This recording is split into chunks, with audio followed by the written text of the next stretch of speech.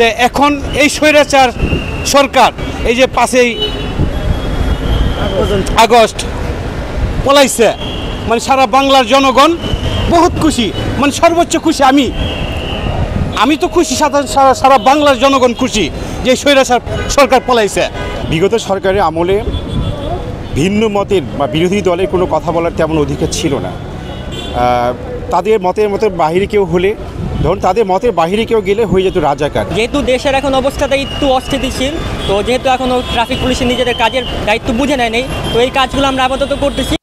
আমরা শাহবাগ থানা কৃষক দলের উদ্যোগে এবং আমাদের এই ছাত্র ভাইদের নিয়ে আমাদের এলাকার সেগুনবাগিচা আমরা শাহবাগ থানা কৃষক দলের পক্ষ থেকে আমাদের বাংলাদেশের ট্রাফিক পুলিশরা তাদের কাজ করে থাকে, তো তারা যেহেতু পেশাদার একদল হলো এই পুলিশ, তাই তারা তো কাজটা সুন্দর করে, কিন্তু এখন জনতার এই কাজটা করতে একটু কষ্ট হচ্ছে, কিন্তু আমরা মানিয়ে নিচ্ছি। প্রথম আমাদের কাজটা করতে একটু কষ্ট হচ্ছিল, কিন্তু এখন আমরা কাজটা ঠিক মতন করতে পারতেছি, আশা করি ইনশাল্লাহ।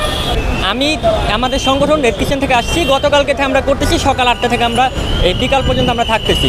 এছাড়া সকল ছাত্র, যেমন ও এখানে ছাত্র, মানে এখানে যে যার মতন আসতেছে, আমি নিজেও একজন ছাত্র, আমি হয়তো সংগঠনের থেকে আসছি, আমি নিজে একজন ছাত্র এখানে। না, আসলে এই জিনিসটা আল্লাহর রহমতে এত ভালো যে মানুষরা আমাদের আসতেছে আর জিজ্ঞাসা, বাবা তুমি কি নাস্তা করছো নাকি, তোমাদের কিছু লাগবে নাকি, আমাদের কিছু বলতে হয় না। সবাই এখানে যত জিনিস দেখতেছেন সব এগুলো মানুষ দিয়ে গেছে মানুষ আমাদের দেখে বুকে জড়ায় নাই যে বাবা তোমরা হলো দেশের জন্য কিছু করতেছো, আন্দোলন করছে, এখন তোমরা হলো দেশ পুনর্গঠনের জন্য যে কাজগুলো করতেছে আমরা অনেক খুশি। এই জন্য মানুষ আমাদের বিভিন্ন জিনিস দিয়ে যাচ্ছে। যেহেতু দেশের এখন অবস্থাটা একটু অস্থিতিশীল, তো যেহেতু এখনও ট্রাফিক পুলিশের নিজেদের কাজের দায়িত্ব বুঝে নেয় নেই, তো এই কাজগুলো আমরা আপাতত করতেছি। যদি আমাদের হলো এই কাজটা ঠিক হয়ে যায়, যে হলো ট্রাফিক পুলিশ তাদের কাজটা এই আমরা আমাদের নিব, পরবর্তীতে সিদ্ধান্ত নিব, কিন্তু আপাতত আমরা আমাদের কাজ চালিয়ে আমরা শাহবাগ থানা কৃষক দলের উদ্যোগে এবং আমাদের এই ছাত্র ভাইদের নিয়ে আমাদের এলাকার সেগুনবাগিচা আমরা শাহবাগ থানা কৃষক দলের পক্ষ থেকে আমাদের তারুণের অহংকার আগামী রাষ্ট্রনায়ক তারেক রহমানের নির্দেশে আমাদের এইভাবে সবার জনগণের পাশে থাকার জন্য আমাদের নির্দেশ দেওয়া হয়েছে। মানে আমরা জানি জনগণের সেবক হইতে পারি, জনগণের জানমালের নিরাপত্তা দিতে পারি।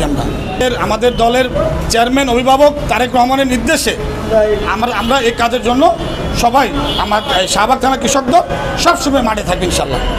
দেশের স্বার্থে সবার পাশে থাকার জন্য, প্রত্যেকটা নাগরিকের এবং কি পুলিশ ভাইদের সবাইকে সবার পাশে থাকার জন্য আমাদের কালকে বলে দিচ্ছে।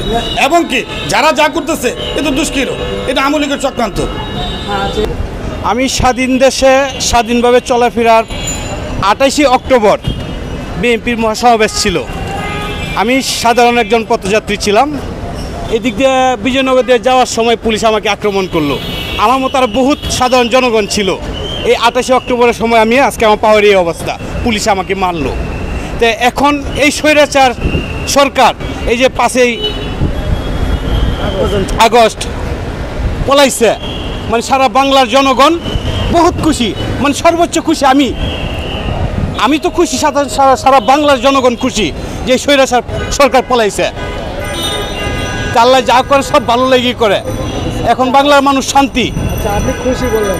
খুশি, সারা বাংলার মানুষ খুশি। এখন স্বাধীনতা পেয়েছি, যেমন আমার ভোট আমি দিতে পারবো, স্বাধীনভাবে চলতে পারতেছি, স্বাধীনভাবে কথা বলতে পারতেছি।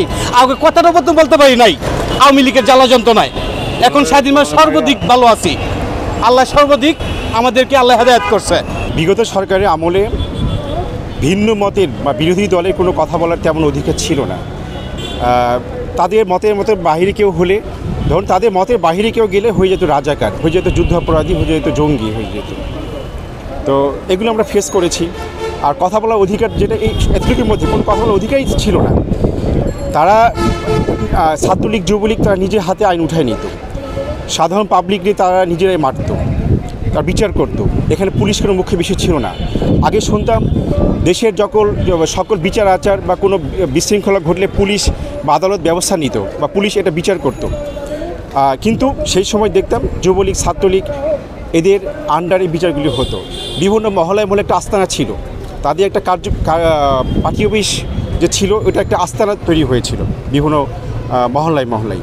তো এখানে বহু মানুষ নির্যাতিত হয়েছে। সেই সাথে ধন্যবাদ জানাতে হয় এই কোমলমতি ছোট ভাই বোনদেরকে। তারা পুনরায় আমাদের দেশ স্বাধীন করলেন। তাদেরকে অসংখ্য ধন্যবাদ। তাদের অক্লান্ত পরিশ্রমে তাদের কঠিন ধৈর্যশীলতার কারণেই